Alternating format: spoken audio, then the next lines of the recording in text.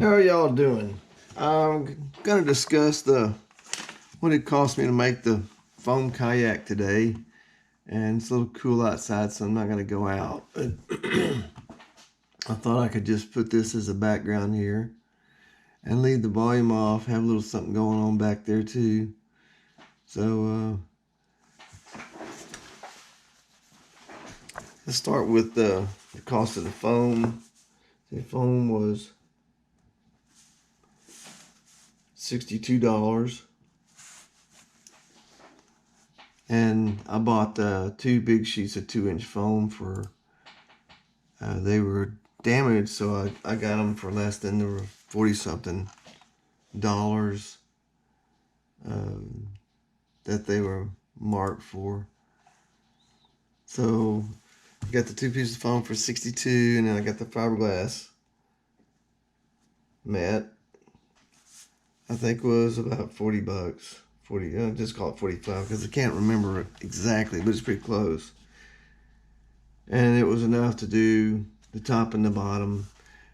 And then I got the epoxy kit.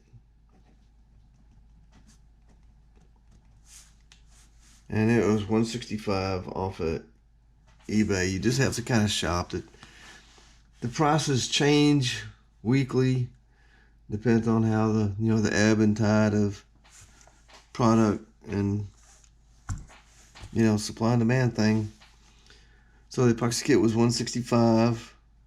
Sandpaper, it seems like you never get enough sandpaper. I kept buying it, so I spent probably, well, I looked at it, it was like $19.95 for sandpaper, 20 bucks for sandpaper. Then I got the two steel rings that you'll see, 2 packs of steel rings. So it took 3 of them. There's one there, and then one hooked down here, and then one in the middle. And the 2 packs of steel rings is $4.05.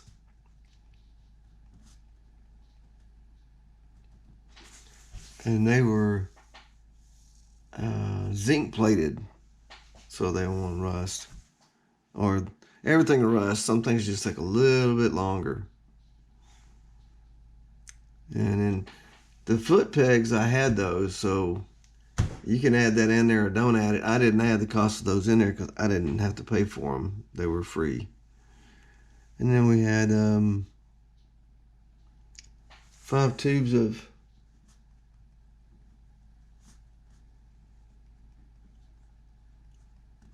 I used the liquid nails. I think the 5 tubes of adhesive was $13. And it just ran right out. Be sure whenever you cut that, let's say that's the end of the tube of the adhesive, when you cut that off and you're using it, when you put it away at night, put a screw in the tip or jam something in there so it won't stove up, because it'll start curing in the tip. And you leave it long enough, it'll cure all the way back. Let's say that's the part of the tube right there. It'll cure that far back, and you just lost your tube of adhesive. Pad eyes. If you shop on eBay, you can find a good deal. I bought a bag of 100 pad eyes. That's these gizmos here. And they came out to about 20 cents a piece. So I ended up using, I think it was 1, 2, 3, 4, 5, 10 of them. 10 of them at 20 cents each. It's $2. And if you don't use pad eyes, or you can make your own out of PVC like I did on that one, the last kayak that I made previous to this one. So pad eyes, and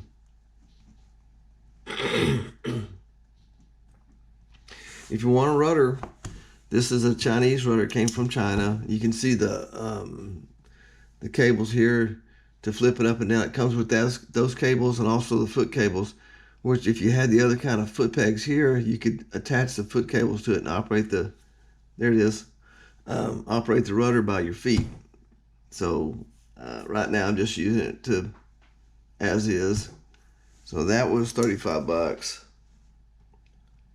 And that's not a bad deal. It comes with, like I said, the cables, the rudder, and the foot cables too. So it was a good deal. It's not a super high quality one, but it'll do the job. And it's better than paying $100 for one that you're going to tear up anyway. And you're going to tear some stuff up. The gear track I got from, I forget the company. Yeah, I got it off of eBay. And it was $10, yeah, $10. And it comes with the stainless steel screws. Actually, the screws that it comes with are those blunted screws that you use on your plastic kayak, so you don't have a sharp screw on the inside of your kayak. But I use some stainless steel screws, and I bought a package of stainless steel screws. Let's see. I bought a big package of those, and the amount I used came out to about $3. $3 worth. And then you don't want to use stainless steel.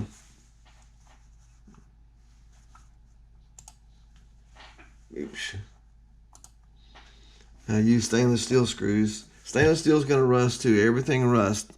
And believe me, there's different qualities of stainless steel. The cheaper qualities will rust faster. The better qualities will last a little longer. So buy you a package of stainless steel screws. So I used about $3 there. And then I bought a quart of red paint, which was just barely enough. You might want to go ahead, if you're going to have a really quality paint job on here, because you're going to have to sand it a couple times or repaint it a couple of times. If you want it without any scratches in the surface, then you just got to start using finer and finer sandpaper, and then each time repaint it. And then since you're using oil base on your last couple of coats, you want to thin it down. Just a little bit, maybe a tablespoon of thinner to a pint of paint, and stir it really, really good. So when you paint it, it lays out real nice and smooth. So the red paint was $12. And then you add this together, 60, 45.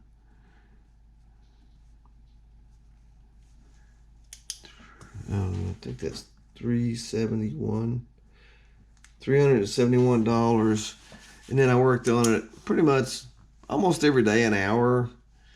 And we got, how many videos do we have here of it?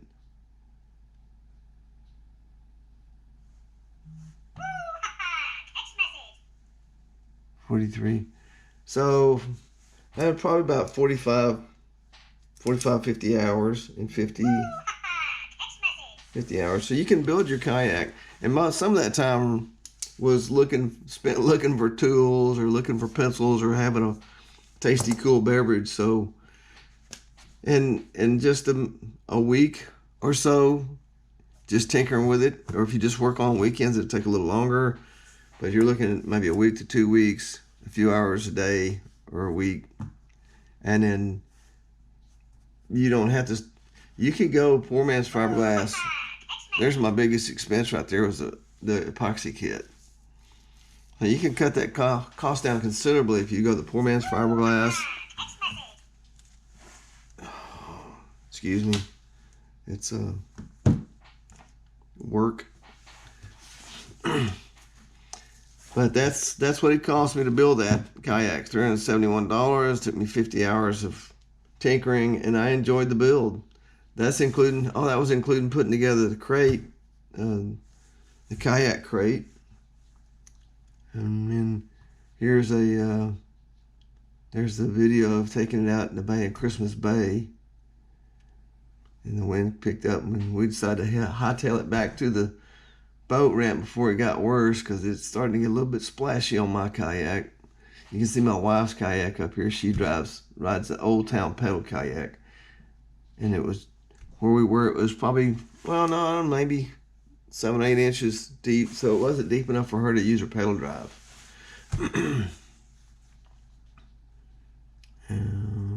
And I spent some time with the anchor, tinkering with the anchor. So that's it in a nutshell. And I did fiberglass the inside of the box here, the dry storage.